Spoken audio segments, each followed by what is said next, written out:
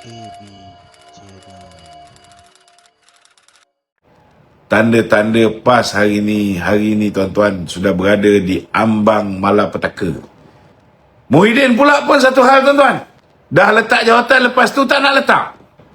Saya pun tak faham kegilaan yang hari ini melanda Perikatan Nasional, baik PAS, baik Bersatu, yang berebut nak sangat jawatan pengurusi ni. Adakah kamu boleh menjadi Perdana Menteri dengan menjadi pengurusi? Kenapa Tun Faizal beria-ria belasah Hamzah, belasah Wan Saiful Wan Jan, dia belasah Mak Jagon, lepas tu dia belasah Ronald Kiandi. Sebabnya dalam Bersatu hari ini ada tim A yang bersama dengan Muhyiddin dan tim B yang bersama dengan Hamzah. Nak buat macam mana saudara, bila kepimpinan tu sudah tidak lagi dihormati oleh bukan setakat akar umbi PAS, tetapi hari ini ahli Dewan Undangan Negeri PAS sendiri pun dah tidak menghormati Haji Hadi. Maknanya dah tiba masanya Haji Hadi melakukan muhasabah diri, cek balik di mana silap dia, sehingga kan ahli-ahli Dewan Undangan Negeri dia yang sudah melafazkan sumpah ni tuan-tuan, yang sudah melafazkan taklid, kalau mereka meninggalkan perjuangan PAS, meninggalkan PAS, jatuh talak 3. Kalau mereka lompat parti dan sebagainya, jatuh talak saudara. Tetapi mereka sanggup, saudara, untuk mengambil keputusan yang bertentangan dengan keputusan Tuan Guru Haji Hadi dan jawatan kuasa PAS Pusat. Ini tanda-tanda PAS hari ini tuan-tuan sudah berada di ambang malapetaka. Kerana kepimpinan mereka sendiri di peringkat negeri sudah tidak lagi menghormati Presiden. Apatah lagi, bila mereka hari ini cuba berebut pula nakkan jawatan pengurusi Perikatan Nasional.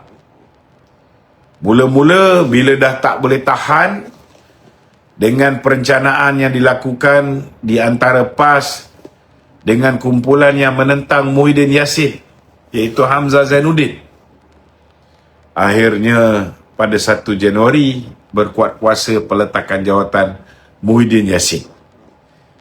Muhyiddin pula pun satu hal tuan-tuan.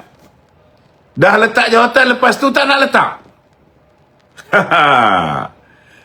Dia mencadangkan supaya jawatan yang dia letak tu, pengurusi Perikatan Nasional, dimansuhkan dan digantikan dengan Majlis Presiden, dan dia nak jadi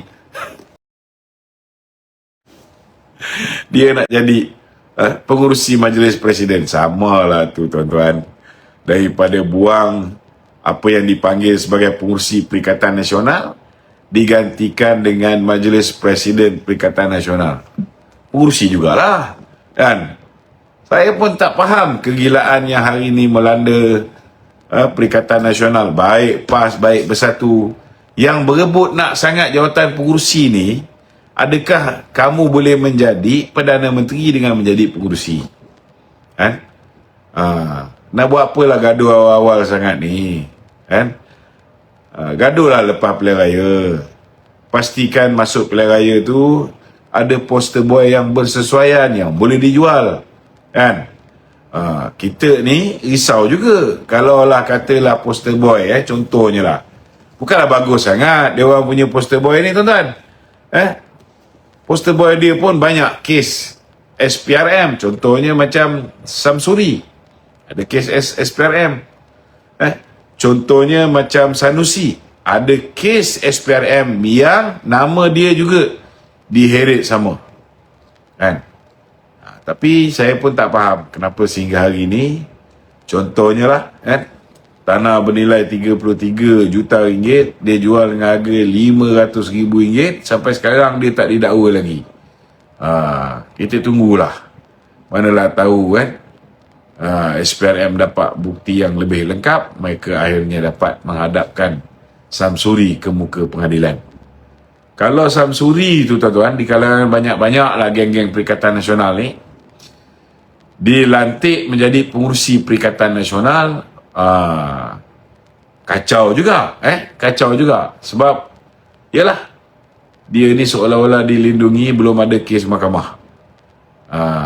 Walaupun ada banyak insiden, bukan sekali dia bagi ni, 2 kali.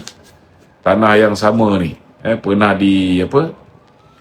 diparaikkan kepada suku Sakat, yang terkini sebuah organisasi yang dikuasai oleh isteri beliau sendiri. Jadi tuan-tuan, saudara, hari ini nak mengelakkan Samsuri daripada menjadi pengurusi Perikatan Nasional, kita lihat Muhyiddin pula mengeluarkan fatwa baru. Nak jadi pengurusi Perikatan Nasional mestilah terdiri daripada presiden 4 parti yang berada di dalam Perikatan Nasional, sama ada Presiden Bersatu, Presiden PAS, Presiden Gerelakan ataupun Presiden Puniten ni.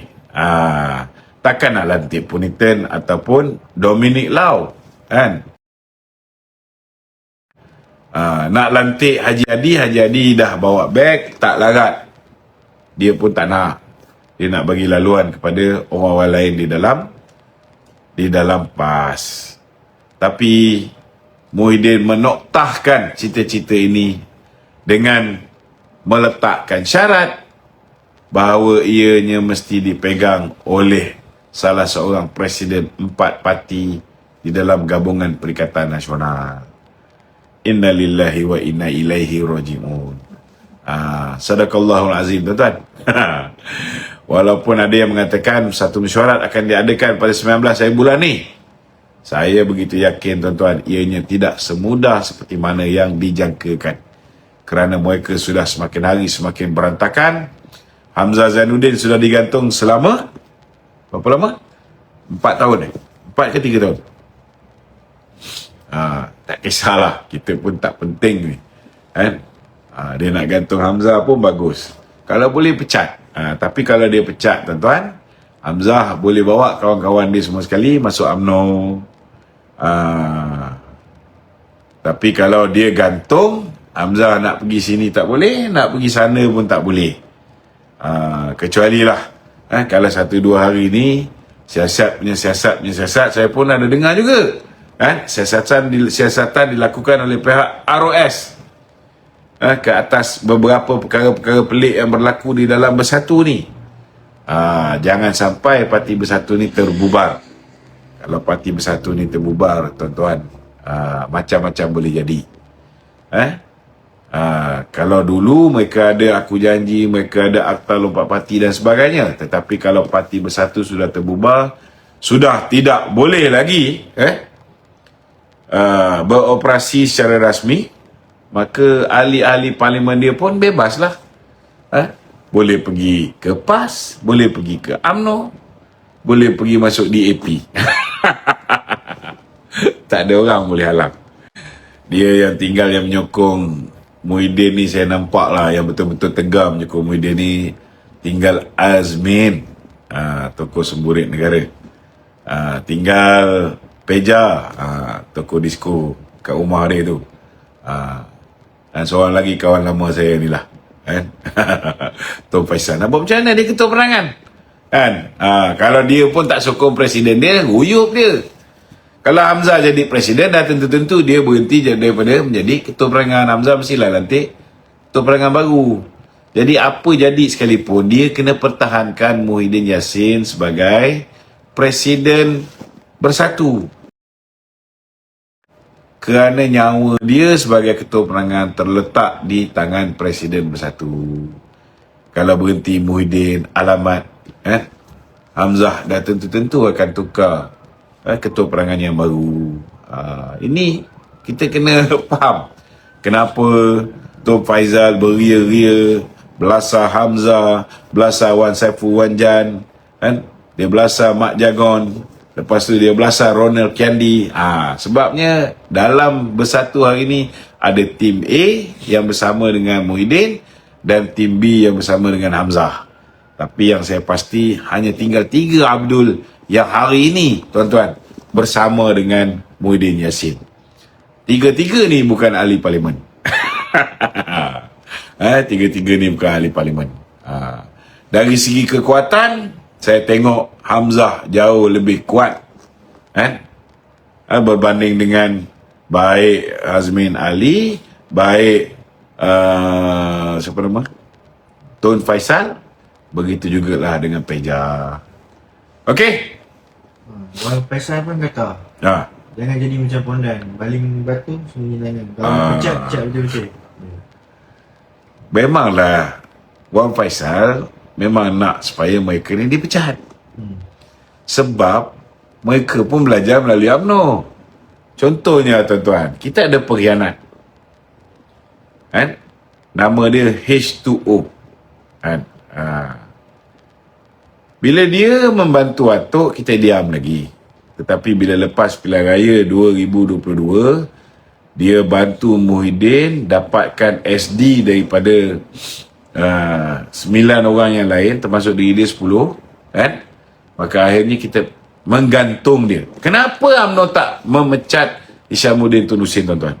Sebab the moment kita pecat Hishamuddin Tun Hussein, dia jadi seorang ahli parlimen bebas. Jadi dia boleh masuk bersatu. Jadi tak pasal-pasal kursi BN hilang satu daripada 26, daripada 30 jadi 29. Kursi bersatu pula tambah satu. Jadi itu sebab bersatu pun pandai. Itu hari dia bodoh sekejap. Dia melantik, dia memecat. Dia pecat yang berapa orang tu? 6 orang dia pecat. Dia pecat tu, dia orang tu jadi ahli parlimen bebas. Dia orang boleh masuk UMNO bila-bila masa. Dia orang pun boleh masuk PAS bila-bila masa. Bebas. Tidak lagi terikat. Tapi Hamzah ni dia kena sama macam Hishamuddin kena. Jadi kokang mati beragan. Nak pergi ke UMNO tak boleh. Nak pergi ke tempat lain pun tak boleh.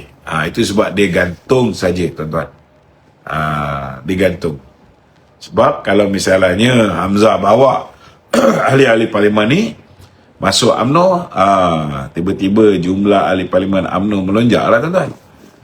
Macam mana dulu satu ketika zaman Tun Dr. Mahathir, ketika zaman Scheme of Things Muhyiddin Yassin, 16 orang ahli parlimen UMNO dicuri oleh Bersatu.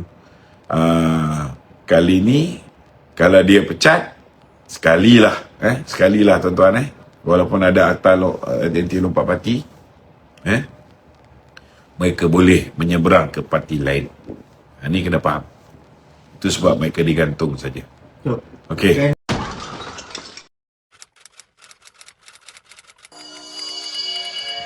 AB Channel.